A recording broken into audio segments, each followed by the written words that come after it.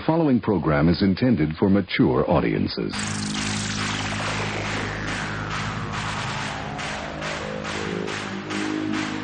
Iguodala to Curry, back to Iguodala, up for the layup. Oh, blocked by James. LeBron James with the rejection. You're listening to Basically a Sports Show. Follow us on Twitter at Basically Sports. Subscribe to the show on iTunes, Spreaker, Stitcher, and YouTube. And every episode of the show is available at basicallysports.tumblr.com. Now here are your hosts, Zach, Greg, and Mike. And this is Basically a Sports Show. I got to tell you, the NBA, I was all wrong about it. Wow, what excitement. I mean, I don't think anyone, not a single person out there, had Cavs Warriors in the finals this year. No one. So come on. No. We got to give credit where it's due. Yeah. No, it's incredible.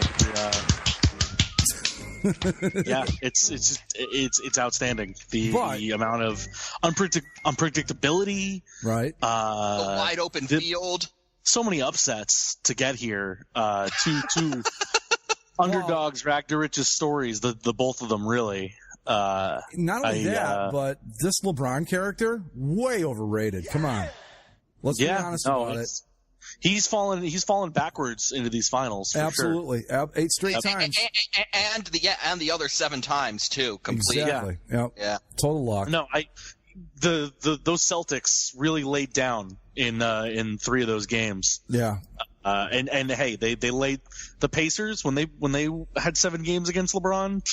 I was surprised the Pacers even pushed it to 7 games. I mean, look, let's all be honest. They were playing so bad, obviously. Look. We've been covering hockey enough.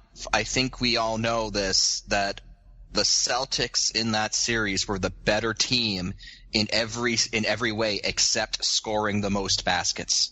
Yeah, and that's what always gets you in the end, really. It's the same in every sport. No, really. You see it in basketball all the time. You can ride one hot forward to a championship all the time. I mean, yeah. Mm-hmm. The changes the game, really. But Mike's right. And the inherent bouncing, and the ball could bounce anywhere, really. Right, exactly. And Mike's exactly right. It's just, if it weren't for the fact that the Celtics didn't score enough baskets in Game 7, I think it's a completely different series, really. Oh, absolutely. I mean, Houston had more shots. They should have won. Yeah, right. They took more shots. Why weren't they winning? Yeah. I mean, that's the way it works, right? Right. That's exactly how it works. It's just anyway, as Mike was saying, it got real stupid in there real fast, and for those who are unaware, those of our listeners who aren't on the CCSLC forums, you've heard us talk about them a bunch, and after LeBron James and the Cleveland Cavaliers won Game 7 against Boston, things did indeed get stupid. Really stupid. And one dumb Boston fans crusade, and he did the same thing around Patriots time about Patriots stuff too, if you remember. Yeah. His one crusade to basically discredit LeBron's 8 straight finals appearances by saying everyone's saying is that it's a remarkable feat, because it is. No one's ever done this before. Not since Bill Russell has one single player done this. No. Even Michael Jordan didn't. I mean, no. Well, he had to go pay off some gambling debts, but yeah. I don't know, honestly. On Michael Jordan, really quick. If he had played those 2 years, I got to say that if I had to bet, I'd say that the Bulls would have made the finals. But you never know. Probably. And we'll never know. But here's the thing. This goes back to the idiot who's trying to say, "Oh, LeBron he's not good for the 8." It's like LeBron hasn't been challenged in any of those years. Nobody's pushed that team to the edge. All he did. Well, except they have a bunch, actually. Yeah, I mean there was and that time where he came back in the NBA Finals against the greatest basketball team of all time, down 3-1, and then won series. In a league where comebacks don't happen. No. To pull off the single greatest series comeback in NBA history, that's But to the guy, that idiot going like, oh, LeBron's never been challenged, and it's like, and this goes back for the whole Michael Jordan thing too, where it's like, yeah, maybe if Jordan played those 2 years, maybe if LeBron played in the West, who the hell knows what could have happened, but at the same time, those are hypotheticals. By their very nature, we don't know because they didn't happen. No, and you can only deal with what has happened. As simple as that. There are hypotheticals in every single sport. Yeah. What if, this is my argument all the time with the quarterback thing. What if Tom Brady played in the same era as Joe Montana? Would he be as good? Blah, blah, blah. Baseball. What would Babe Ruth have been as good? Were black players allowed to play? I mean, my God, we could go on and on and on forever. Yeah. You can't do it. His main argument is that LeBron has never chosen to go to the West when he could have, to go face down all the tougher competition. Did it ever occur to anybody else that maybe nobody else wants to play in the Eastern Conference because they have a LeBron in it? Well, there's that's a very good point. Like, I believe DG Now in that thread brought up a very good point, which was that LeBron was almost drafted by the Memphis Grizzlies. Yeah. Like, that very well could have happened. If the Grizzlies draft LeBron, do all of these superstars who've stacked these Western teams over the years, they probably all go to the East to avoid LeBron, which is what happened. Mm-hmm. Only the other way around.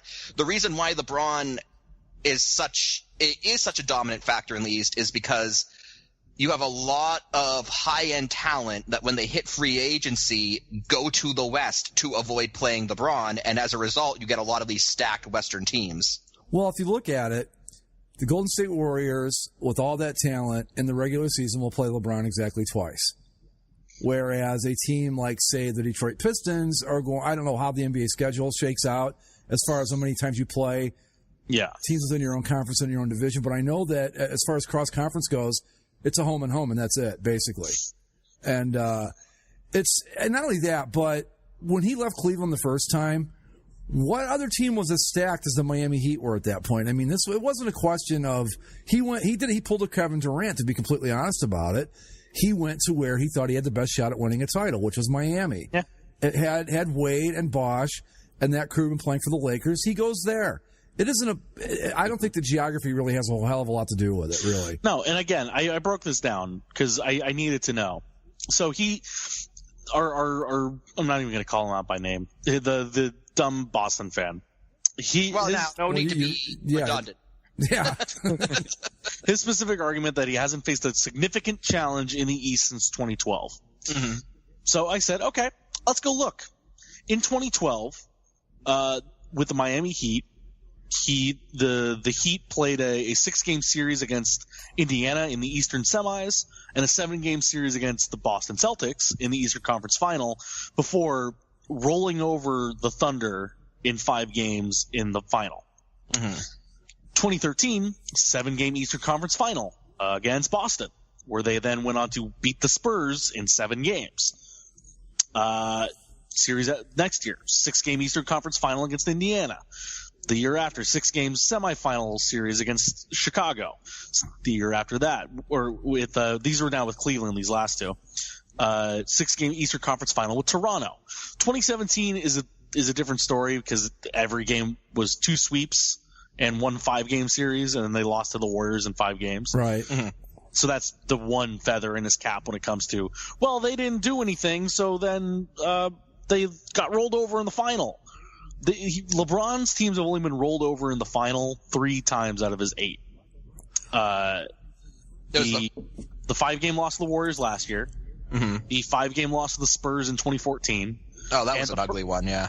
And the first time he made it with the JV All-Stars in 2007. Right. Yes, I remember that. Yeah, it was him and a bunch of guys from the local Cleveland Y. Yeah. And here's the other thing, like, why is it such a bad thing? Like, in basketball, where I saw the Lakers super team got dismantled by a team concept Detroit Pistons back in the day. Yeah. And in basketball, if you get a semi-competent group of guys that can play some good team basketball, they can beat a lot of other teams. Why is it such a bad thing that LeBron, on his own, with a bunch of other friggin' jabronis on his wings, why is it such a bad thing that he individually has dragged some of these teams to the finals?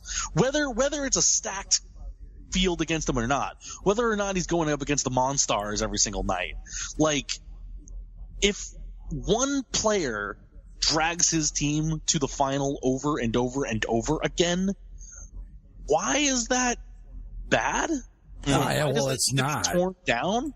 It's not. Here's the thing, and this is what I want to bring up, because we're talking about a Boston fan. So I'm going to use the Boston Celtics of the 80s as an example of why that's a terrible argument. I don't know how much you guys study or how much you know about NBA history, but in the 80s, it was the Celtics, it was the Lakers, and it was everybody else, kind of like it is now with the Cavs and the Warriors, except more so. Who challenged the Boston Celtics? In all those years, they went and won the Eastern Conference and beat, the Rockets twice and the Lakers one time, and then lost to the Lakers a few times. Who challenged them? I can tell you who. No one, because there wasn't anybody there. There were great teams. You had some good Atlanta Hawks teams. You had an ascending Detroit Pistons team that wasn't quite there. I'm going to pull up their season by season just to get some. But the point being that totals. You can make this argument. I'll make the same argument about the Lakers. There wasn't really a serious challenger in the West to take on that Lakers team, because if you look at that team, they had Kareem, Magic, James Worthy, all Hall of Famers, Michael Cooper, Byron Scott. I mean, my God, a team. So they were the modern day. The modern day Warriors are what the Lakers were back then. They were that good. So, challenge what? What are you talking about? The best teams get there. It's how it works. And in the NBA, that's our biggest complaint, is that there isn't a team that can take down the Warriors or the Cavs, because no one's good enough. So what are you supposed to do? Not play? Say, okay, we're going to combine the Raptors and the Celtics to make it tougher on LeBron? I mean, fuck off. I'm sorry that you don't like it that your team lost, but the truth of the matter is, that Boston team, when it was down Kyrie Irving, and I forget the other guy, Hayward, I think his name is, they had no business being that far along anyway. You should be happy you made it to 7 games against the LeBron-led Cavs team.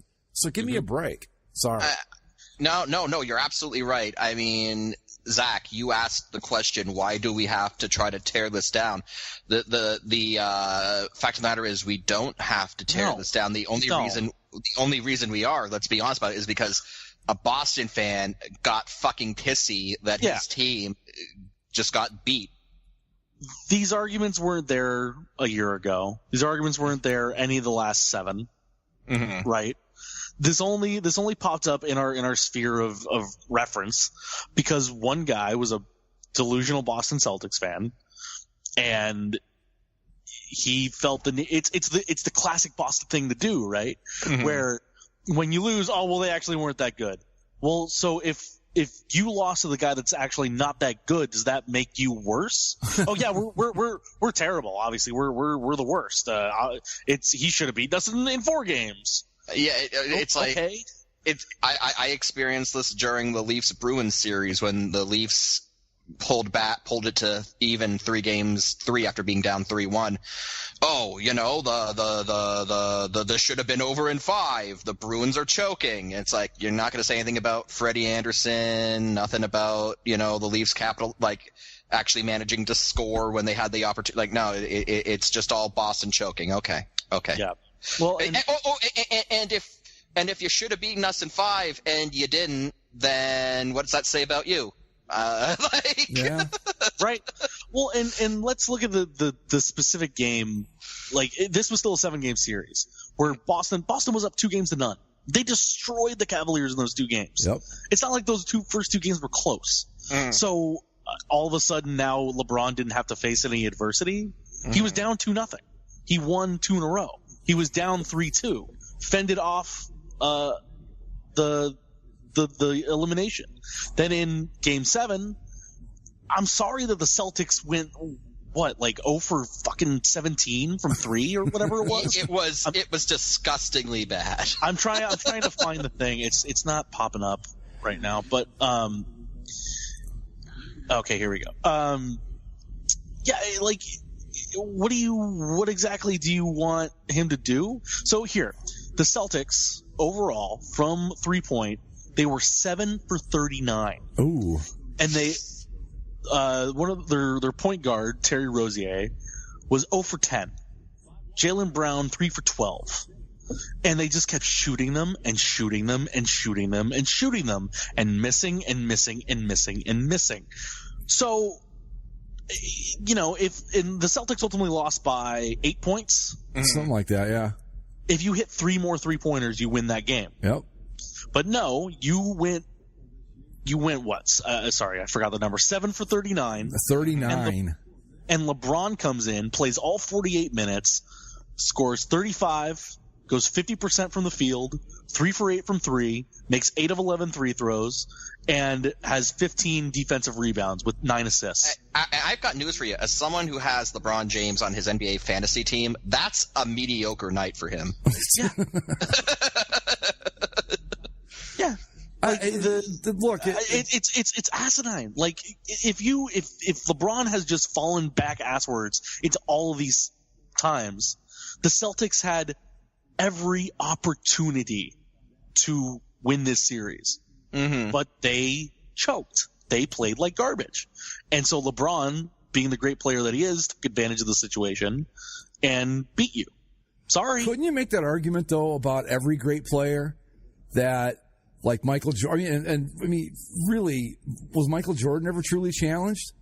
I mean, I guess that my point is that when you're that good, I mean, somebody brought up that in the '92 Eastern Conference playoffs, there were 2 sub-500 teams. Yeah, like, come on, man. If you're going to make that argument against LeBron, can't you make it against everybody? I mean, I just did it with I'm sure what to this guy is one of the most beloved teams in his entire history, the '80 Celtics. But to be completely honest about it, I brought this up last week, they won 3 titles in the 80s, but you didn't beat the best team twice to get there because the Lakers got fluked out two times, once in 81 and again in 86, and weren't there. And you beat the Houston Rockets. So come on. When it comes to like teams that have these historic runs, the Boston Celtics in the 60s had 9 straight championships.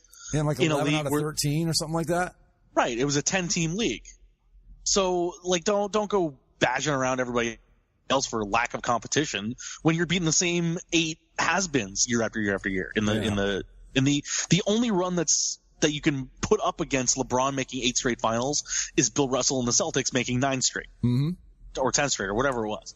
Just at a time when, if I'm not mistaken, there was still quotas for the number of black players you were allowed to have on a team. I mean, I'm going to be completely blunt about it. It was a completely different game back then. So, you can put as much, I mean, it doesn't take anything away from the accomplishment, but there's always a stipulation you can throw on anything, anywhere, with what any team or any player has done. You can always throw something in there like this. It's ridiculous. LeBron, what we've seen here has just been a great player. I mean, this Cavs team, how many times did I say it? They have no business being in the finals this year, yet here they are. And why? It ain't because of Kevin Love, and it ain't because of J.R. Smith, and it ain't because of some of these other guys like Kyle Korver. That's not the reason they're there, you know? Yeah. They're there because number 23 willed them there. It's as simple as that. Yeah. I'm looking up the Bulls right now. In their 6 championship runs, how many 7-game series did the Bulls play, do you think? No idea. In six championship seasons. No idea. They played 2. 2? 2 7-game series.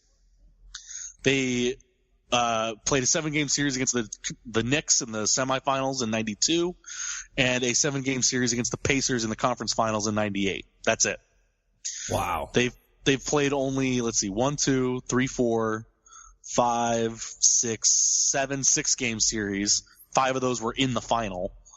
So don't go boasting about how weak the conference is. It's the same for everybody. And did it also occur to you that maybe these teams look weak because LeBron is kicking their ass every game? Well, and my argument, and I think I brought this up, I don't think I put it in the thread, but I was talking with somebody about I finally converted to where I think LeBron is probably a little bit better than Michael Jordan, and here's why. Michael Jordan, with those 6 championship teams, had 2 Hall of Famers. He had Scottie Pippen and he had Dennis Rodman. Okay? Name me, outside of a slightly past his prime Dwayne Wade, name me the other Hall of Famers that LeBron's played with in their prime. I'm talking like Pippen and Rodman were at the peaks of their abilities when they played with Michael. Name me the equivalent players LeBron's played with. You can't, because they're not there. He's done it with a bunch of... Kevin Love's pretty good, but that's... Yeah, but is he a Hall of Famer? I really doubt it. Hall of Famers, no way. Yeah, no. And that's what I'm saying. I mean, Pippen, I think to really illustrate it, after Michael Jordan, I think when he quote-unquote retired for the 2 years there, I want to say that following year, that Bulls team won 53 games, led by Scottie Pippen, and I don't remember how far they went in the playoffs. I know they didn't win a title or anything, but they didn't fall apart. They were still got to the second round. They were still pretty damn good. So you take LeBron with this Cavs team, are they going to go to the second round of the playoffs? I really doubt it. Are they going to make the playoffs? Well, that's what I'm saying. So, and again, that's not to take a thing away from Michael Jordan. I mean, you're talking a matter of degrees here at this point. It's basically pick your poison. They're both great players, but to diminish what LeBron's done just because you're upset that your team that had no business without your 2-star players even getting this far, I mean, just shut the fuck up.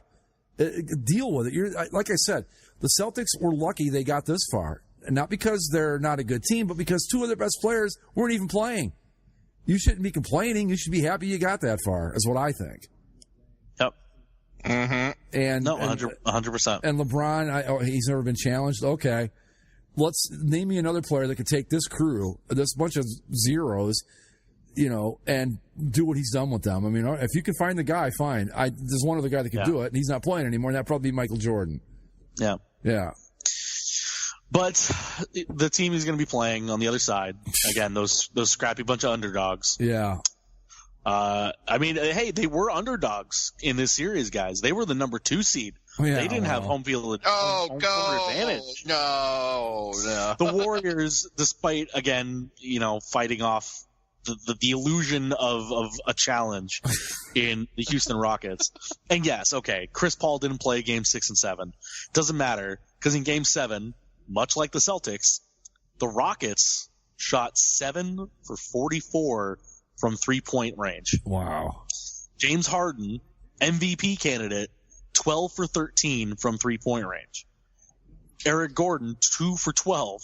Trevor Ariza, 0 for 9. Yeah. Wait, what was Harden again? 2 for 13 from 3. 12 for 13. 2 for 13. 2 for 13. 41% from the field. The 2 games that I watched of that series, Harden didn't play that great in either one of them. Now, I don't know if that's just because the Warriors were good at shutting him down or if he just had an off series or what, but I was believing after game 6, I thought, they're going home now. They can do this. But no, forget it. It was like, I think Mike even texted us, the Warriors' comeback has begun, and that was it. It was over at that point. And that was like in the mid-third quarter. It was like, well, that's it. We're the Warriors. It's time to get this done. And here we are again with the same exact matchup that we called at the beginning of the season. At the beginning of the season, so this is what was going to happen. Mm-hmm. So tell me again what's so exciting about the NBA, because I'm missing it again. No. I don't see it. Again, we all could have just not played the regular season and just saved ourselves a bunch of time. Yeah, I said, it's the illusion of competition. They talk it up. We heard like every single time. I've turned off at least 85% of Bill Simmons' podcasts over the last year because he just dove so headfirst in the NBA and it's the greatest thing since sliced bread this season. This is the most amazing year in NBA history. Oh, please. Whatever. And it's just like, but is it? Like, sure, I'm sure there's entertaining stuff happening, but at the end of the day, is it? Does it matter? Turns out it doesn't, because here we are, despite the fact that the Warriors were down in the series, despite the fact that the Cavaliers were down 2-0 in their series. When it got to Game 7, I was like, when I knew we were getting 2 Game 7s, it's like, okay, we could have something interesting. We could get Rockets Celtics. We could get Rockets Cavs. We could even get Warriors Celtics. Maybe that'll be something different. But I think anybody that had any sort of pulse on these sort of things knew exactly what was going to happen. And yes, it took historically horrific shooting nights by Houston and Boston to have it happen, but it still happened. And the teams that have gone to the finals 3 straight years before are now in it again. Well, here's the question, though, with regard to the bad shooting. Is it that they were just that bad, or should we credit the Cavaliers and the Warriors' defense a little bit? They had some open looks. Okay. They were I'm just asking. Missing open looks. Like, the Houston missed at least like 20 in a row at one point. Oh, boy. Because I'll be honest, I was watching the far more entertaining game of the Stanley Cup, but we'll get to that in a little while. I just don't know. I guess with the NBA, if you like watching what LeBron does, and I certainly enjoyed it. I think to see greatness like that, it's a once in a generation thing. I've been lucky to be alive long enough to see it, 3 times now with the Magic Bird thing, and then Michael, and now LeBron. And if that's what you're into, that's great. Then yeah, the NBA is entertaining. But if you're looking at it from a standpoint of being a fan of a team, I don't know why you're wasting your time unless you're a Cavaliers or Warriors fan. And really, at this point, unless you're a Warriors fan. This year is probably the best chance the Raptors ever had at a championship caliber team, and they got swept. And we saw how that happened. So why should I care? It wasn't even that they got swept. They got just destroyed, swept. We talked about it, Mike. That game 2 LeBron had against your Raptors, it was like he was like a cat toying with a dead mouse. He was just doing whatever he wanted. He was just doing shit to see if he could do it. Right, and it turns out he could. But yeah, I mean, I think from a player standpoint, sure, it probably is exciting if you're watching it from what will LeBron do tonight? What will Durant do tonight? What's Westbrook going to do tonight? What's I don't know who's the guy on the Pacers? I couldn't name one, to be honest with you. Or a guy on the Raptors. Jose. Yeah, what's quadruple Jose going to do tonight? Like a guy from the Raptors. I mean, if you're looking at it from that perspective, sure, maybe it is exciting. Or can so and so keep up a streak of triple doubles? Sure, that might be interesting. But that's not why I watch. I mean, I don't watch baseball to see how many home runs Shohei Ohtani or Aaron Judge is going to hit. I mean, I enjoy that aspect of it, but at some point, I'm interested in how many home runs he's going to hit. Well, so I am too. But what I'm saying is because he's on my team. But yeah. But at some point, there has to be more than just watching the players, because at the end of the day, I mean, my God, if this is the NFL we're talking about, is anyone going to argue that they're sick of the Patriots at this point, except Boston fans? And the NFL is exciting. Fan would tell you, be sick of us. Yeah, I don't get it. And it'd be worse, I think, with other sports. Like if we had, Cubs Indians 4 straight years in a row in the World Series, or Patriots Falcons, or whoever, Patriots Eagles 4 times in a row. And to me, that's the difference. That's where the exciting part loses, because NFL playoffs start. You never know. I mean, there was that great year Dallas had 2 years ago in 2017. And you're thinking, man, it's a pretty clear shot for them to the Super Bowl. Here come the Green Bay Packers. Aaron Rodgers makes one of the most ridiculous plays you've ever seen. Good night, Dallas. That's it. That's not going to happen in the NBA playoffs. It's just not going to happen. Yeah. And that, to me, is the big difference. If it's one team winning each year and they're playing different teams, then you can at least say, okay, well, this is a different challenge. This is a different team. This is something interesting that you can kind of see something new out of it from. And even when it comes to back-to-back matchups, I think because I'm trying to run it through my head, when the Heat and the Spurs played back-to-back years a couple of years ago, that was entertaining as hell, because the first series was a 7-game series, and it's like, oh, how can they match that up? Will the Spurs come back and beat them? And they did. You think of the back-to-back Red Wings Penguins cups. You had the Red Wings win one year, and the Penguins beat them the next year. And I think you could even string it out to 3 in a row. I only watched one game of last year's final. I think last year kind of made it different because that was the first year with Durant, and so it kind of made it unfair, right? Whereas you had the back-to-back and they'd split, and you say, okay, well, maybe the third time's the grudge match and that's it. But 4 in a row with a Warriors team that hasn't looked any worse than it did a year ago against a Cavaliers team that looks worse than it did 2 years ago when they won. It looked worse last year, and it looks worse even this year than it did a year before. The only reason I even watched a game of last year's finals was because I was holed up in a hotel room in the stabbing district of Fresno, California. So I had nothing else to do, but hey, the finals game was on. This is the difference. I can genuinely say I will not watch one single game of this final. There's nothing that makes me interested to watch what's going to happen between these two teams this year. I think to give you a comparison, and because I loved 80s basketball, and people will say, well, it was the same thing back then. It was Lakers Celtics, but they were equals. That was like Clash of the Titans stuff, or like in the early 80s with the Islanders and the Oilers. It wasn't Columbus playing the Islanders every 3 years because Columbus got lucky in the playoffs 3 years in a row and made it to the final. They were the two best teams, and that's what you wanted to see. You wanted to see the Lakers and the Celtics because it was like Bird against Magic, McHale and Parrish versus Kareem and Worthy. That's not what we're getting here with these Cavs-Warriors series. We're getting this best team that free agency could throw together. Well, I'm not even going to say that's unfair to the Warriors. They built that team other than Kevin Durant, so that's not fair. But this great team against LeBron and a bunch of guys that you've never heard of and will never hear of again. That's the difference. That's why it's not exciting to see it 4 times in a row, because it's not a quote-unquote clash of the Titans. It's the big giant Warriors taking on LeBron and a bunch of guys that you've never heard of. And it was a clash of the Titans the first 2 times. I legitimately think the first 2 times it was that. But no, not anymore. Yeah, and that's what I mean, and that's the difference. I mean, Lakers Celtics, you wanted to see that because it was Bird, Magic, the very best that the NBA had to offer were going at it. That was awesome. I'm trying to think of like an NFL equivalent, probably like Steelers Cowboys in the 70s or along those lines. It was like these are the very best. So yeah, we're cool with seeing them play each other. This, after LeBron did the 3-1 comeback, this series went right off the rails. It's now just it's like David versus Goliath, and it's just not that much fun. It'll be great if the Cavs win. I don't think they have a chance in hell of doing it, but that's the only interest I have in it. The hockey series is just, I don't know. It's just different. It's more fun. It's more interesting, and you've got storylines here that are, and I don't know when we want to switch gears out of basketball to get to hockey, but I just got to say, the more I watch this Vegas thing, the bigger a joke it becomes to me. I'm just saying.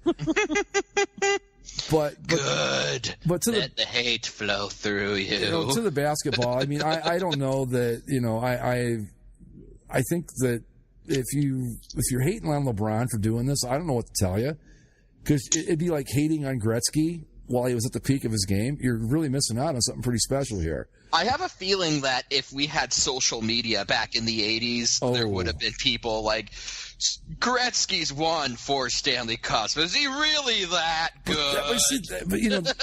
But that's what was cool about it. I don't remember the exact order of how. I don't think they played 4 straight seasons, but there were like maybe 2 seasons there where the Islanders were winning their 3rd or 4th cup, and they were playing the Oilers. And it was like the moment that the transfer of power took place came down to one play. It was basically Gretzky got loose on a breakaway and scored on Billy Smith, and you thought the torch has been passed. It's the Oilers now. And then they went on and they won 5 cups in the next however many years. And it was cool because it was big, and that's what this lacks, I think, is the point I've been making over and over again. But this doesn't have that. It has LeBron versus Curry and Thompson and Durant and everybody else. It just doesn't have the same ring to me. No. What can I say? I don't know. Go Cavs. Greg, you're a Cavs fan, or a Clevelander, as it were. Yeah, I suppose. How many The Land jerseys do you have, Greg? I have every single one of them. Okay. How many are you going to watch this series from start to finish? No, I'm not. How many games do you think you're going to watch? I'll tell you exactly. Two or more? I'll tell you exactly how I'm going to do it. If it gets to a point where the Cavs, I think, are in it and have a chance, I'll start watching. As simple as that. I know, but am I going to sit and watch them get blown out 4 straight games? Absolutely not. No. Not when there's baseball on. There'll be maybe some hockey thrown in there somewhere. Not on the same night, not at this point. They're not going to be playing on the same nights. No. There might be a NASCAR race I want to watch, but no. If the Cavs, if they get a lead in the series, as long as the Cavs are competitive in it, I'll watch when there's a reason to watch. Other than that, no, I won't be watching any of it. Sorry. And that's just, not because I don't think they have a chance or whatever, just because I just don't watch the NBA that much. I don't need to see this. I know this story's going to turn out. Mike, are you going to watch 2 or less? 2 or more? I'm going to say probably 2 or less. The only way it goes more is if the Cavs somehow make a series of it and it goes to like a game 6 or 7, then I might watch. See, you're doing the same thing I'm doing. Yeah, you're doing the same thing I'm doing. If the Cavs are in it, I'll pay attention. I'll probably watch the first game, maybe part of the second game. Depends how it goes from there. I think it would have to take a game 7 And even if it was Game 7 on, like, I think if it's a Game 7, I think my friends would probably end up watching it and go watch it with them or whatever. But I don't know. It just nothing jumps out at me this time about it. Like, unless LeBron does something truly all-time great. That's what it's going to take. Yeah, like that's the only thing that would take me getting into the series. Is Kevin Love going to be healthy enough to play by Thursday? Do we know? I don't know. I mean, that if not, then whoa. I mean, it's 2007 level. It's one thing to beat, and I'll give the Celtics their due. I mean, they were down 2 star players, so it's one thing to beat them. But you're going to go beat the Warriors with LeBron and Kyle Korver and a bunch of other guys? I don't see it happening, but you never know.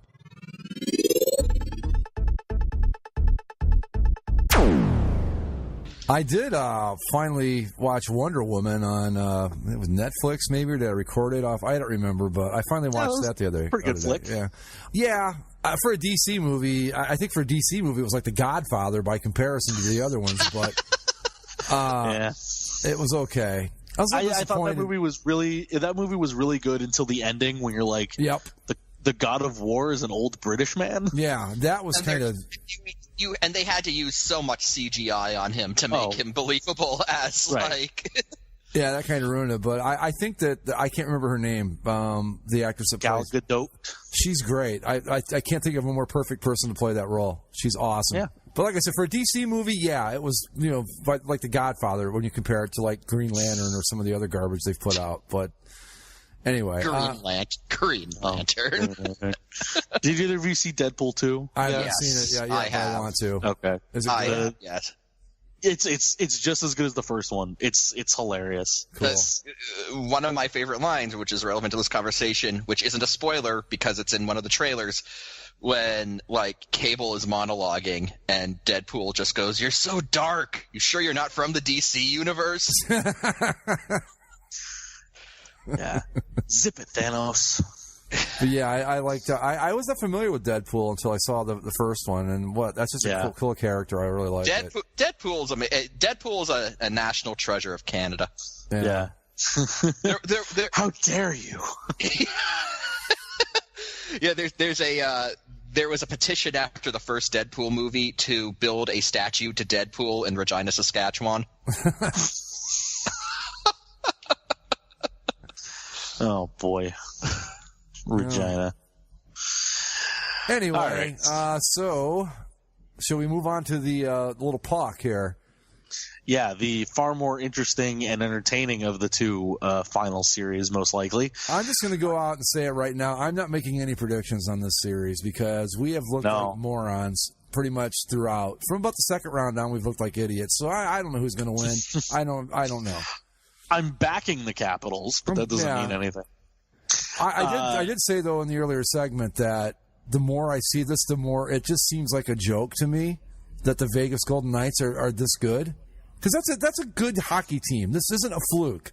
There's nothing cute or Cinderella story-ish about this. This is a really good hockey club. Again, I'm just going to say, name me one expansion team from 1990 to 2017 other than the Golden Knights who got a goalie the caliber of Marc-Andre Fleury right off the bat. Right. And I know that some of it's been guys, like William Karlsson, obviously, going from 6 goals to 43. That doesn't happen a lot, but I don't care. This is a good team, and something went haywire for this to happen. That's all I'm saying. Because 100%. I mean, I really thought last night when the Caps jumped out, I think they were down 1-0, I think, and then they came back and scored 2 quick ones and took the lead. I thought, okay, that's it. Vegas is done. I mean, this is it, right? They finally met their match. The Capitals are a very, very good team, and they've shown that they don't care about any of this other nonsense. Sure, you got the 1-0 lead, the crowd's going nuts, blah, blah, blah. Boom, look at this. And then it was like, well, okay, fine, and it just went from there. And even when the Knights kept scoring, the Capitals kept coming back. Yeah. And they kept matching those goals. Hell, that fourth Capitals goal was one of the prettiest goals I've seen in these playoffs, and in the playoffs in a long time. That John Carlson goal with the TJ Oshie assist. Yep. Just beautiful. And I thought when the Capitals got that, I'm like, okay, now they're going to do it. And then of course they don't, because this is not how things work apparently in the league anymore. And Vegas, to their credit, they got the winner. Well, they were gifted the winner because it should have been a cross-checking penalty, but Ryan Reeves is there to put that goal in, and then they get the empty netter later. But I don't know. Yeah, no, you're right. They're a good team, and you can't count them out. But I don't think that, based on what we saw in Game 1, which again was probably one of the best playoff games I've seen in a very long time, that you can't count the Capitals out either. No, that's a pretty big blow, that game, to lose a back and forth like that in a hostile environment like that.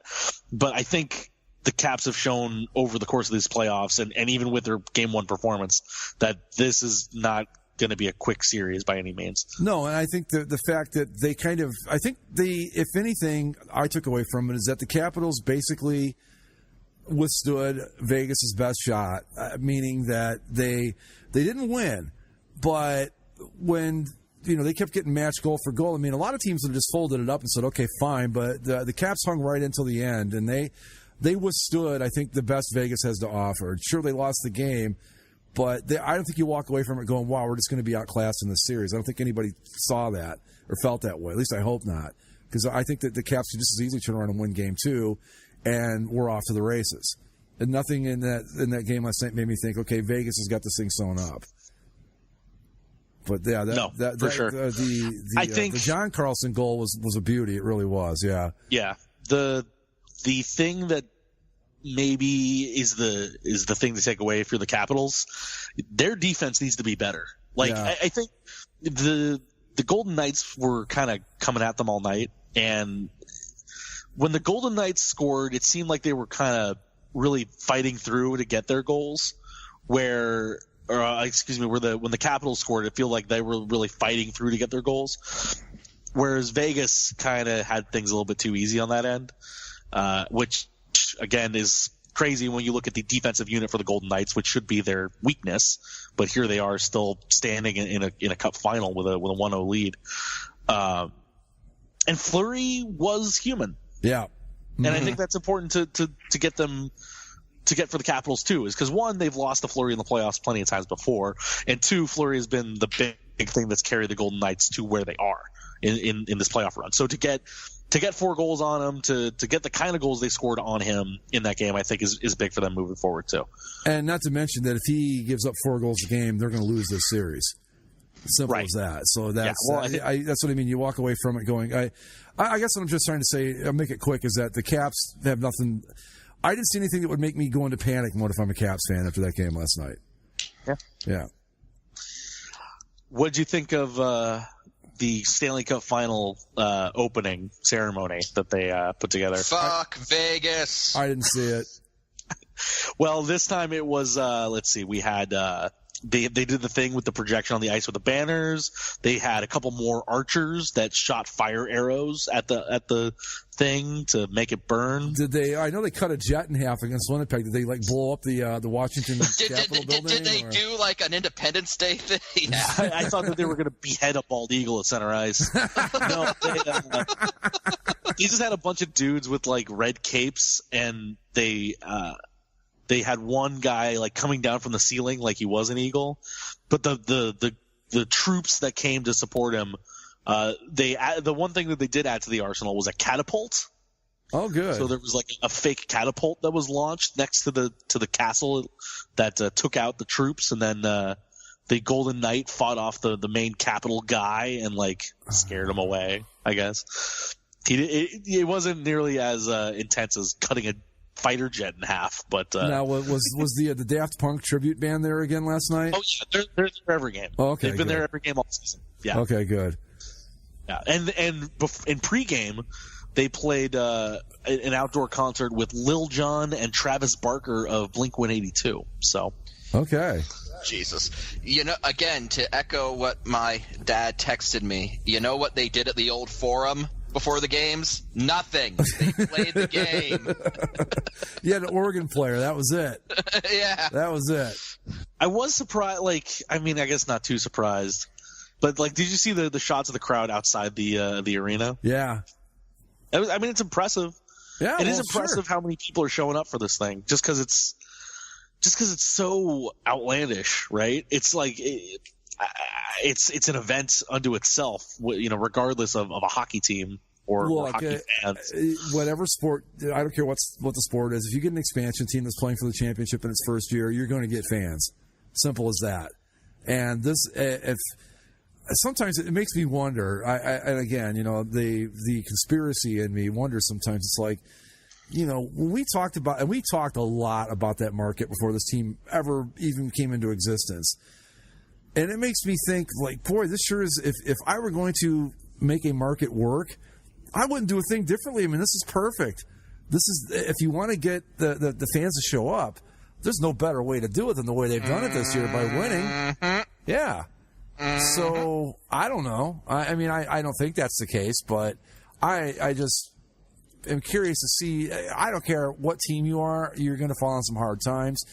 And it'll be curious to see if these fans, because they're spoiled, they can say they're not all they want, but they are. If they're going to hang with these guys when they go through a season where maybe they don't make the playoffs, or they're the 8th seed and go out, in the first round on a sweep or whatever. That's what I'm curious to see. But right now, to build a fan base, well, this is perfect. You couldn't beat it. This is the best way to do it. You win, you're fun, and you might win the championship. I don't know. While I'm thinking about that really quick, given the opportunity as with us, if we say, okay, we're going to make the Toronto Maple Leafs don't exist, Mike, and they're going to become a new team this year. All right. Same with you, Zach. The Ducks, they didn't come into existence back when they did, or the Jackets back in 2000. It's all going to start this year. Would you want a championship in your first year? I mean, you're never going to say no, I don't think. We've argued. I know Mike has. I have that it's better when you kind of have some pain behind it. I'm not even going to say that you need pain behind it. I'm just going to say that if you get it the first try, what's to look forward to? I don't think that it's good for a new fan base to have that. Yeah. It's just you're setting your expectations too high. And even I know this,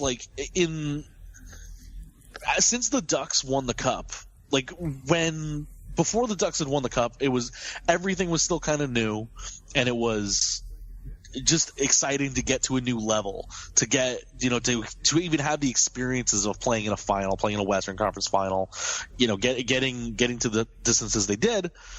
And then once you win, you kind of take everything else for granted at that point. Mm-hmm. All you want to do after you win the first one is win the next one. Whereas, some franchises are going to thirst for their entire lives, and that championship is going to mean so much. And then, just look at the Red Sox, right? For 86 years, they were able to put that kind of badge of courage on themselves, and it meant more to them. But after you win, then it's kind of all right, we won. Let's go get another one, I guess. It'll never be as good as the first one. Well, that's what I mean. But if you're a brand new team and you're a brand new fan of that brand new team, I mean, sure, you think when you're asked the question, of course I want the championship. But I really think that deep down, I don't think I would, because I want to be able to enjoy the steps along the way. And there's no steps this way. How do you get excited about, say next season? Okay, they go into Game 6. It's do or die for them. How do you get excited about that when you've already won the cup in your first year? Oh, well, if we lose, we won last year. Big deal. I mean, I just don't see how you get to have the fun of working your way towards it if you win it the first try. It just doesn't. It just takes away all the cool stuff along the way. Yeah, Mike, would you eliminate the Toronto Maple Leafs right now to get a brand new team? Nope. And win the cup?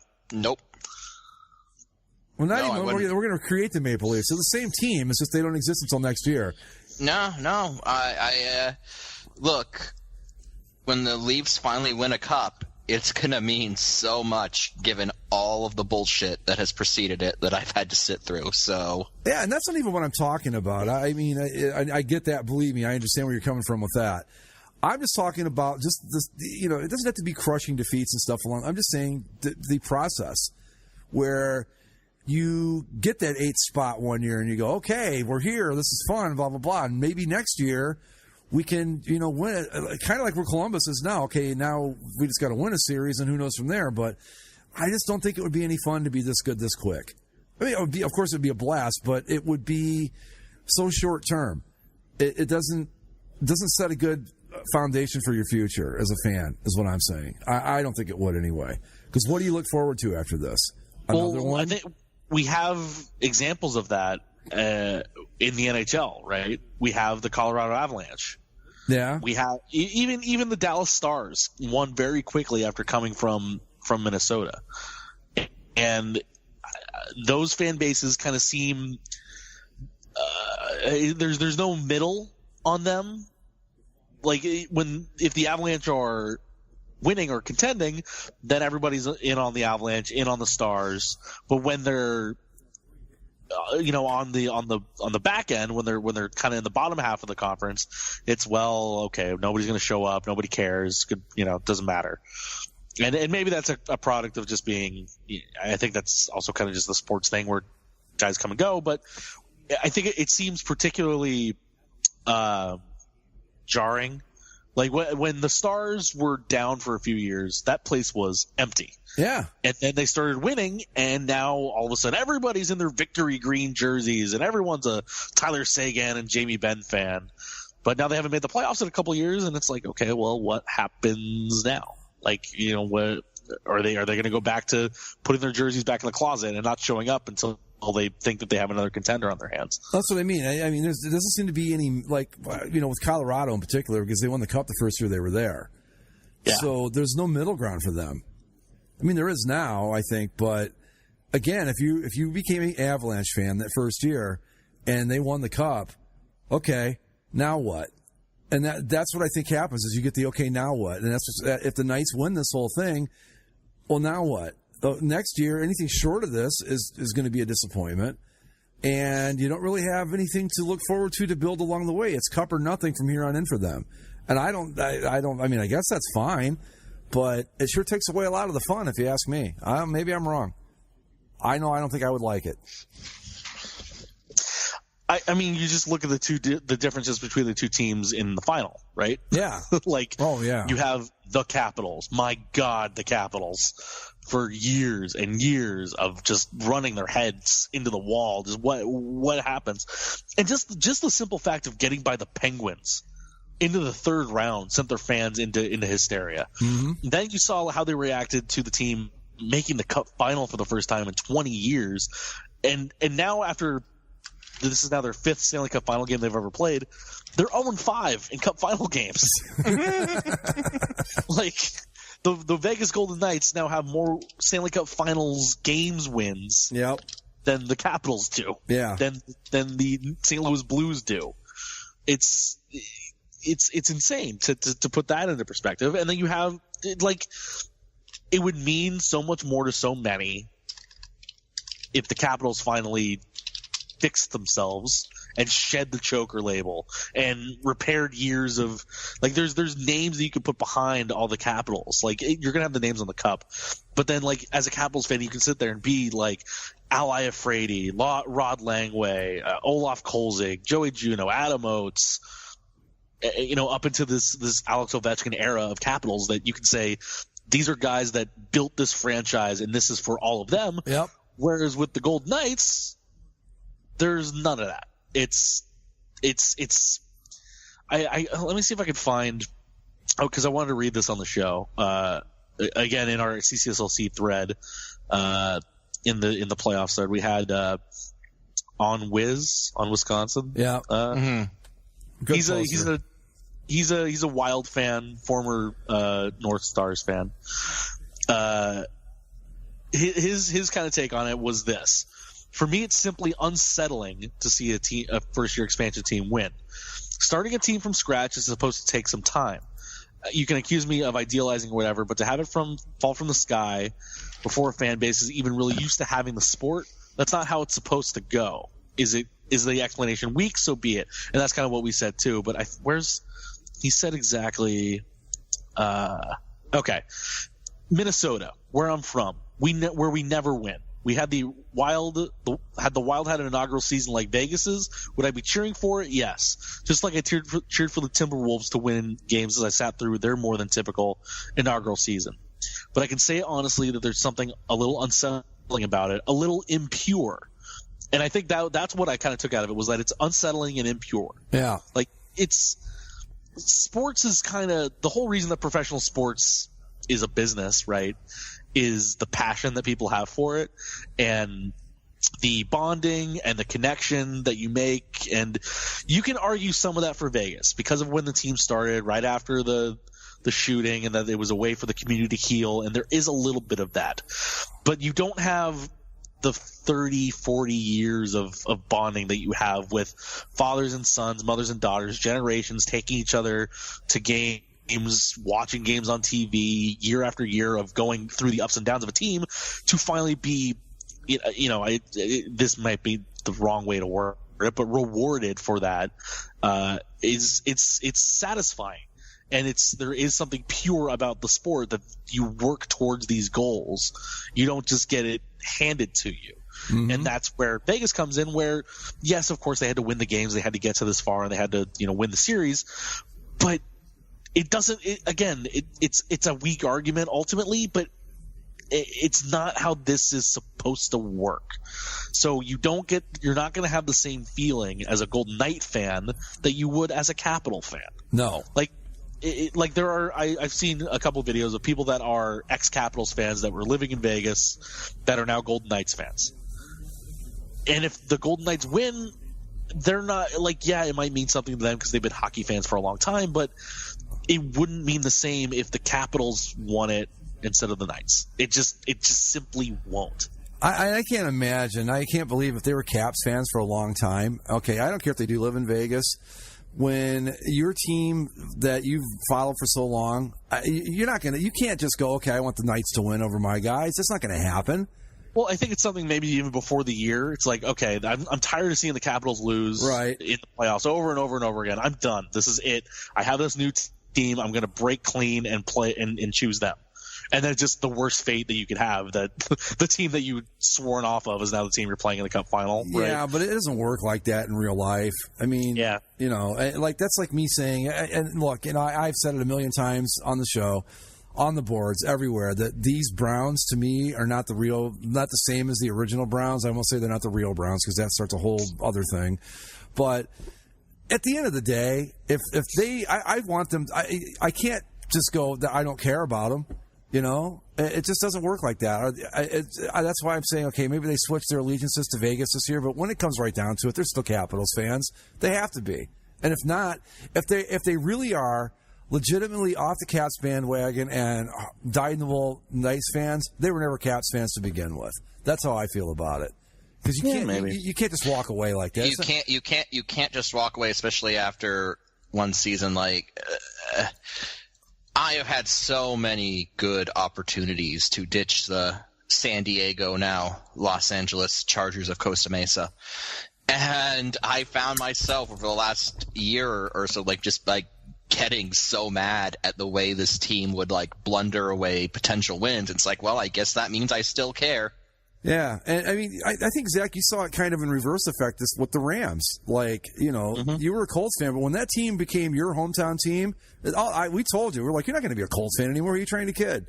It's just, it's not as easy just making the switch. It's just not. I mean, it just doesn't work that way. I became a Packers fan because I was always a Packers fan, and then my team moved for 3 years. So that was easy. But when it comes right down to it, this will never happen, I hope, that the Browns and Packers face off in the Super Bowl. I wouldn't know what to do, because I think in my heart of hearts I'd root for the Browns, even though I own the Packers essentially at this point. It's just you just can't. You can quit them to a point, but it's like I don't even say an ex-wife, because there's a lot of people that have ex-wives they absolutely fucking despise, and maybe rightfully so, or ex-husbands for that matter. but it's just a different thing. I don't know how you describe it, but they're never totally gone. No matter how stupid and screwed up that things get with the Browns, there's always a part of me that's always going to be a fan no matter what I do. Maybe not like it used to be, maybe not as important as it used to be, but it doesn't go away. That's why I'm saying I just can't see somebody going, okay, I'm a Vegas fan now because we have a team. Yeah. I don't know about that. I go back to the impure comment from on Wiz, where it's this Vegas thing, the whole atmosphere, the team itself, the winning, it all just feels so manufactured. Mm-hmm. Mm-hmm. It does not feel like it's not an organic process, right? It's not something that was built and grown and cultivated and made into something. It just was put there, and here it is, ready-made. It's like they hit the ground running, and then usually that's a good thing to say you hit the ground running, but it's like something that didn't exist is now the best possible version of the thing that could exist. And this is what it feels. It doesn't link up. This is what it feels like to me. Like there's an alternate timeline where the Las Vegas Golden Knights are basically I don't know, what's a good example? We'll say the Anaheim Ducks, a really good team most years, more often than not. And like we hit a bump and the Vegas Golden Knights bounced into our timeline. That's what this feels like. This isn't, you're right, it's not organic. It's like these guys, it's like we found a team from a different league that was really good and dropped them in Las Vegas.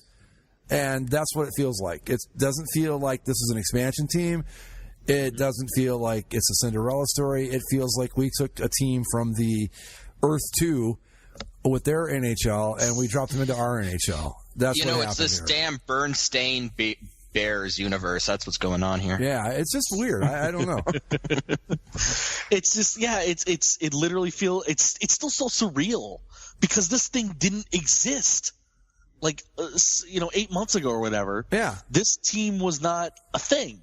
And now here we are, in the Cup final with it. It's like it's even different. Like I'm sure I was only 6 at the time, so I didn't exactly understand what was happening with the Colorado Avalanche, Quebec Nordiques. But like it's weird enough. The Avalanche is weird, but still it was. If you're a hockey fan, you saw the Quebec Nordiques and you knew what they were and what they were building towards. And it's not like they were bad before they moved. They just they were good. I mean, it's the same thing with the Dallas Stars. Like this Dallas Stars team had been to the Stanley Cup Finals relatively recently as the North Stars prior to them winning the Stanley Cup. So they were an existing entity. Yeah. So even though it was a new location and new identities to various degrees, it was like, these teams had existed previously, and these teams had built to this point. I think, honestly, had the Nordiques stuck around, they probably would have ended up being my favorite team now that I think about it. Like, I'd be a Nordiques fan today. Even with the jerseys they were planning on wearing in I don't know about that, because the jerseys were a big part of it. But, it's funny. I think back on that now, and it's like, I followed one of my best friends was way into hockey, like you guys are, and he kind of got me into it, and we'd watch. We didn't have a team in Ohio at that point. I didn't really particularly care for the Red Wings, and it was just like, who do I like? And I kept going. I liked the name Nordiques.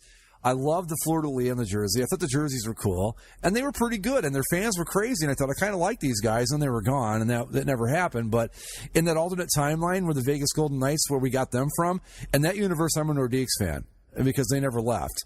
But it just, I don't know. I'm totally taking us way off track here. However, in all universes, Atlanta always loses all of its teams. All of its teams, right, exactly. But, I know what I was going to bring up, like with the expansion thing. In 67, was it the Blues, I think, made the finals the first year out of the West? I don't remember. Yeah, one of the Blues made it the first 3 years. That would have been cool because it was different. There were 6 teams, right? 6 new teams? Yeah. To go with the original 6. So that's okay, yeah. If one of them wins the Cup their first year, well, that's the way it goes when you create a conference. That's possible. That can happen. But but it still would have been kind of ridiculous. Like if we look back on that now, that's a sham. Not as ridiculous as this. Not as ridiculous as this.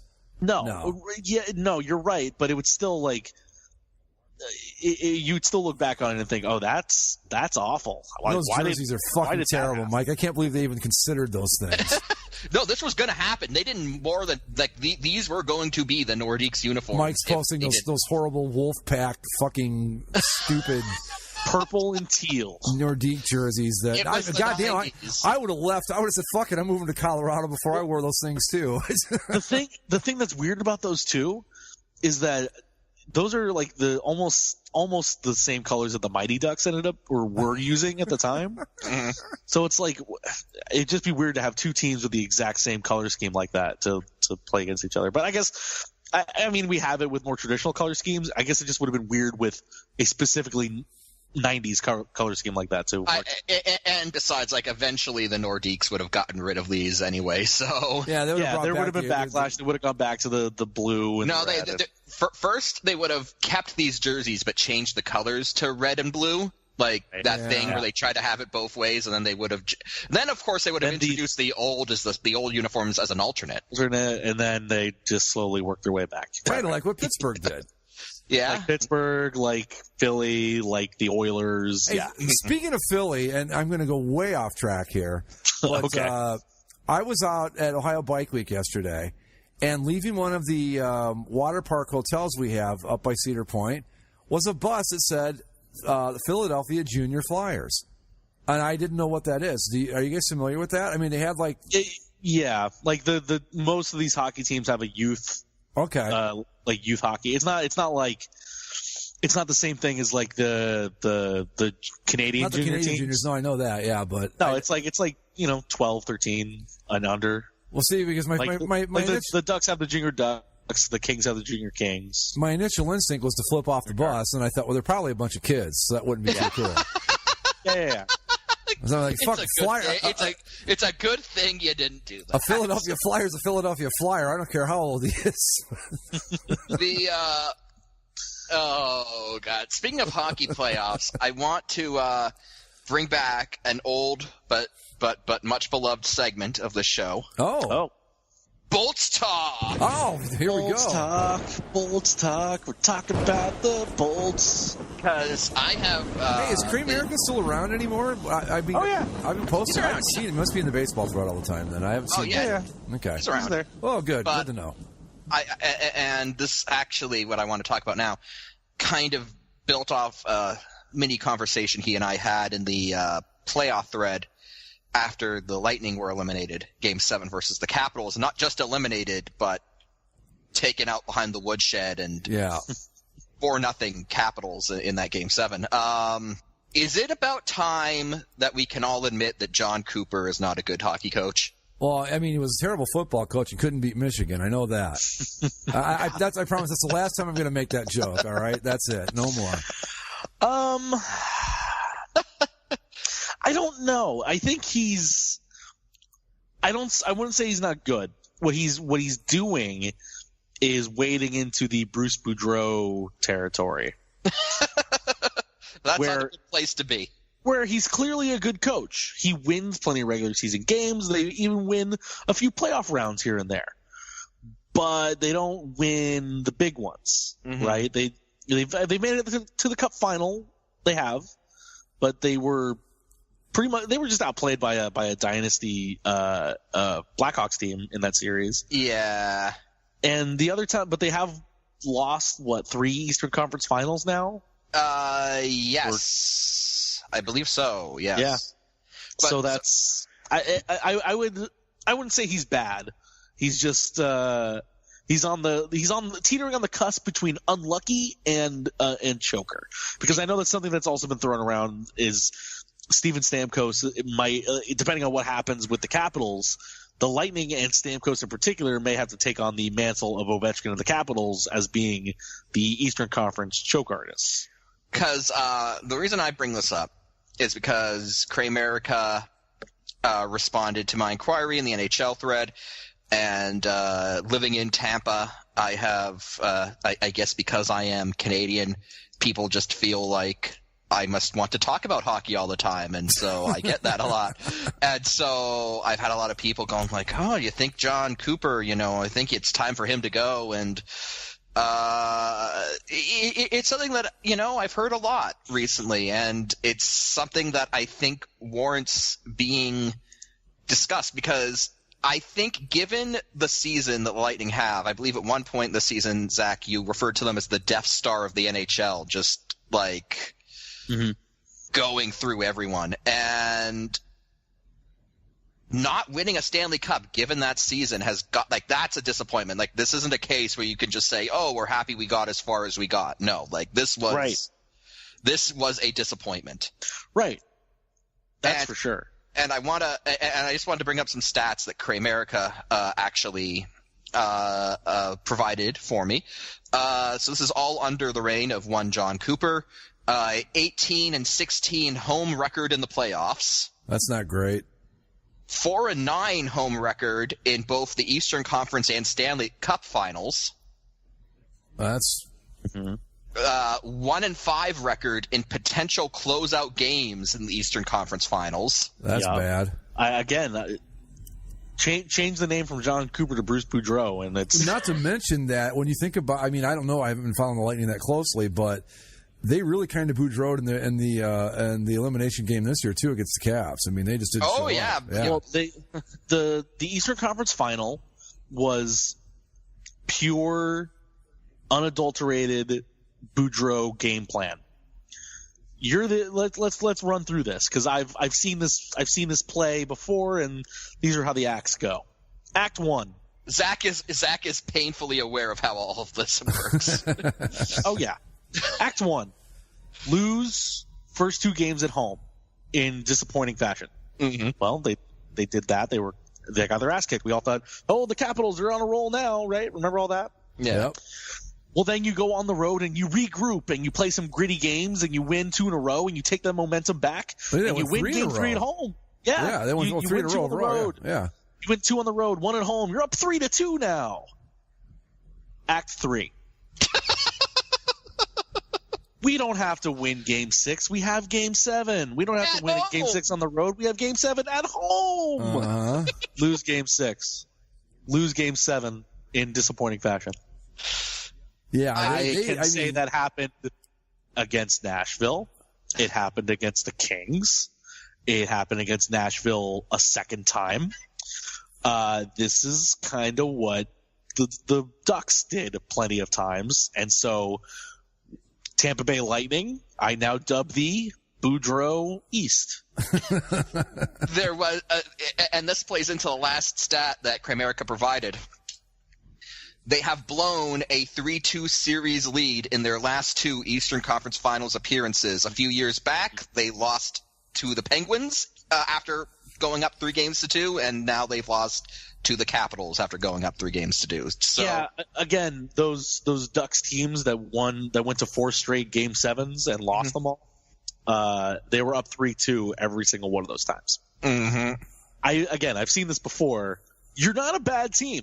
You're not a bad coach. You're not even bad players. You just don't have whatever it is. What do you do in a situation like that, though? Because I mean, clearly the Lightning were good. I don't know.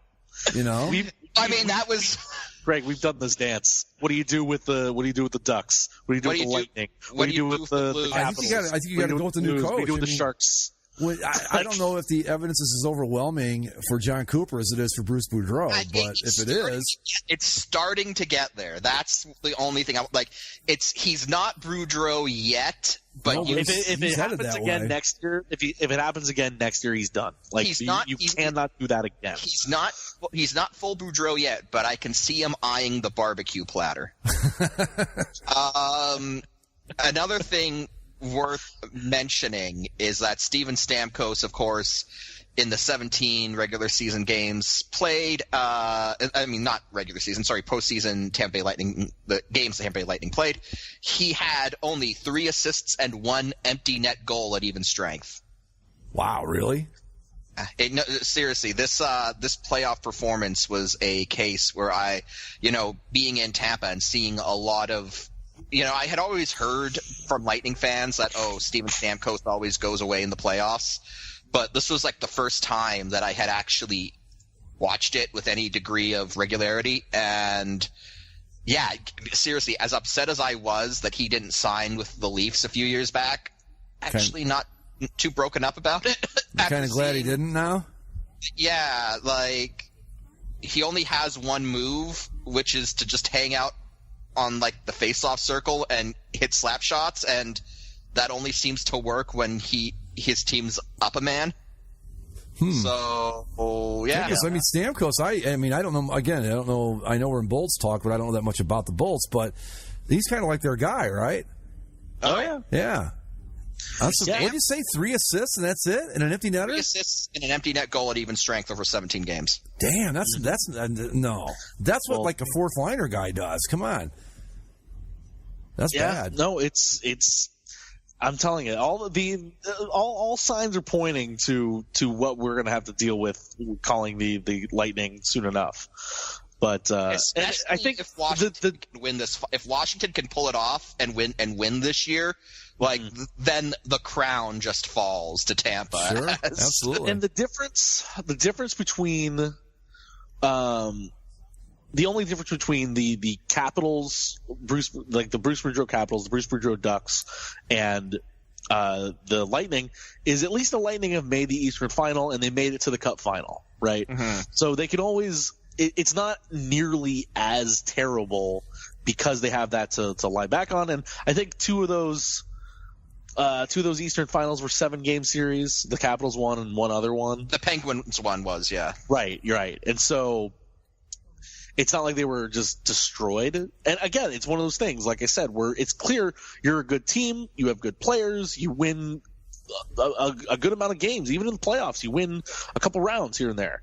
But when it comes down to the brass tacks of it all, you still haven't put anything of worth on your finger, right? There's no rings. There's nothing. It also needs to be noted that the Tampa Bay Lightning this season had the highest scoring offense in the league and then got shut out the last 2 games of the Eastern Conference Final. They got shut out in the last 8 periods of hockey. Wow. Yep.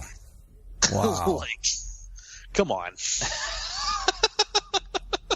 Like you again, the highest scoring offense, Steven Stamkos, all that, and you got shut out in the last 8 periods of a 7-game series. Yeah, I think that you probably answered the question. I think he's a bad coach, and maybe you don't want to wait and pull the trigger on this because Zach will attest. You can let these things go a little too long, and it gets a bit frustrating. Look, all that needs to happen is for them to keep John Cooper. Yeah, same difference.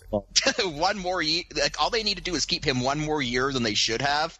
And suddenly you're losing in 6 games in the first round, and it's like, I guess the train finally flipped off the tracks. The other finger to point is at Steve Yzerman. Mm-hmm. Oh, Michael like that. Oh, I'm never one to let Steve Yzerman off. Oh, he for Team Canada gold medal. God, give me a hat with names, and I could put together a gold medal winning Canadian team. Jesus. Yes, but would you use your dreams and things to do it? No, I just picked the best players. Oh, see, then you're still coaching like a 20th century mindset. Come on. Okay. The thing that Yzerman has done in the last couple years is kind of strangely build out the rest of his roster with guys the New York Rangers don't want anymore. Which was odd, you know. Oh, look, you mean the guys who kept choking in New York choked in Tampa? What? How? Yeah, they do have a few ex-Rangers, don't they? They have, more than a few. They've got a good stable. They've got JT Miller, Callahan, Ryan McDonough, Dan Girardi. After the trade deadline, I had to hear it from Lightning fans. Oh, we're going all the way. We got JT Miller and Ryan McDonough from the Rangers. Like, oh, well, this is it. It's like, Anton Strawman. How many of those Rangers teams from the past 8 years have won anything? None, but they made a lot of money. They made the finals once and lost in 5 games to the Kings. Kings. Yeah. So. The Tampa Bay Lightning are definitely on the precipice of being just giant choke artists. What we they have a good resume to it, but if they do this one more time, then it's officially on the conductors on the choke train. Especially if this happens one more time and it's not even in the 3rd round. Like if this happens in the 2nd round next year, like, oh yeah. they have to at least make the conference final again to be. I mean, even if they lose in the conference final, I think you still have to make a move at that point. But yeah, I mean, it's one of those things where, I mean, again, as a Ducks fan, I can tell you, once you can keep the core together because you know that you're not a bad team. You can keep that group together. But if you do that one too many times, then all of a sudden you look at your vaunted core and say, oh, we're older all of a sudden, and we're not as good as we were. And now what do we do? Mm-hmm. And you don't want to be the one holding the bag at that point. There you have it, folks. Bolts talk. Bolts talking bolts. We should try to find a way to put like a thunder clash until there's a sound effect. Oh, I'll hook you right up. Don't even worry about it. Zap, zap, zap. A little bit of lightning bolts. Yeah, we'll have some fun with that. And I before we go, I will say this though, having been to a few Lightning home games this postseason, you guys have a pretty enjoyable experience down at Amalie Arena. It's a good time. It's a good time. I love the fact that they put in Tesla coils. I still don't think that's a good idea because you got live lightning above a giant pool of frozen water. It's a terrible idea physically, but in terms of who cares about that? It's cool. How could you – what better game experience could you have going to a Tampa Bay Lightning game and say, hey, Mom, I got hit by lightning? Right. Literally. And they have the largest indoor organ in North America. Oh. So, that's good. And they've done and it's great because they have, when the guy's playing the organ, they've got a cameraman up there filming the guy playing the organ, and he's sitting on a chair, which is a replica of the Game of Thrones throne, only it's hockey sticks instead of swords. All right. Very cool. Before we check out of here tonight, there was a couple, speaking, the board's got a lot of play tonight, which is interesting. But somebody put a thread up, podcast that people listen to, and quite a few people suggested us, and we certainly appreciate that. Yes. But board member TJS11 says, Infrared, and that's me, could you please sell me on giving Bass a chance? I probably will this week, but give me an overview, please. What sports, what events, what do you cover, what to expect? Well, I don't know. So, no, but the reason I bring this up was we got a couple of very nice answers from other listeners. BuckFan56, who's a brand new convert to the show, said, why don't you just listen? I'll sell you on it. It's good. It talks about sports you like and topics that are interesting to you. I guarantee you it will become your new favorite. And Mr. Negative 15 followed that up by saying, I'm going to jump in. Something positive. Yeah, right. Oddly enough. I'm going to jump in and second this TJS11. When you add in some of the talk that clearly people on these boards are into, talking about uniforms or a logo or even sometimes mentioning conversations on the boards, then you feel that extra connection. You'll dig it, trust me. So I thought that was awfully nice of those guys to kind of step in and carry the Bass flag for us there. So we appreciate that, guys. Thank you, guys. Yeah, and we're glad that you listen and all that stuff. So, there you go. If TJS11, if you listened, I hope you enjoyed it. And if not, well, go fuck yourself. So, not very heavy on the uniform talk tonight, although I suppose next week we'll have a lot to talk about regarding Nike's MLB deal. Yeah. That'll be, I'm not too concerned about that for some reason. Oh, I should be? Oh, I do want to know. We won't get into it tonight because we don't have enough time, but I am curious. It seemed like Under Armour was the leader in the clubhouse for that thing for the longest time, and all of a sudden they're out. Apparently, Under Armour is undergoing a bit of a financial crisis. Well, maybe not charging $44 for a fucking T-shirt might help matters a little bit. But that's just me. Yeah, that's an idea. I like that. And on that note, folks, we're going to call it a night. Follow us on Twitter at Basically Sports. Subscribe via iTunes, Stitcher, Spreaker, and the YouTubes, and find us on Facebook. We will see you all next time. Thanks for tuning in. Adios.